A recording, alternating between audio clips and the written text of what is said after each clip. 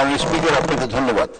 সারা বাংলাদেশে প্রায় 3.5 লক্ষ কিলোমিটার রাস্তা এলজিডির মাধ্যমে বাস্তবায়িত হয়। তো আমরা অবশ্যই এটা স্বীকার করব, এখনো সব রাস্তা আমরা পাকা করতে সক্ষম হইনি।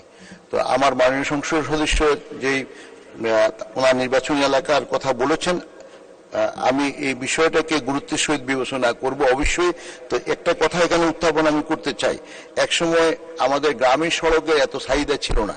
আজকে মাননীয় প্রধানমন্ত্রী শেখ হাসিনার নেতৃত্বে বাংলাদেশের অর্থনীতির ব্যাপক পরিবর্তন হওয়ার কারণে মানুষের আকাঙ্ক্ষা বৃদ্ধি পেয়েছে, এবং আমি মাননীয় সংসদ সদস্যের সাথে একমত যে ওনার এলাকার সাধারণ মানুষ এই সমস্ত সড়ক পাকা হলে তাদের অর্থনীতির যে লক্ষ্যমাত্রা আছে উন্নত বাংলাদেশের, সেই লক্ষ্যমাত্রায় পৌঁছার জন্য তাদের জন্য ত্বরান্বিত হবে। তো আমরা আমাদের সারা বাংলাদেশের জন্যই উন্নয়নের কাজ করতে হবে, এবং ওনার এলাকাকেও আমি অত্যন্ত গুরুত্বের সহিত বিবেচনা করব। মাননীয় স্পিকার, আপনাকে ধন্যবাদ।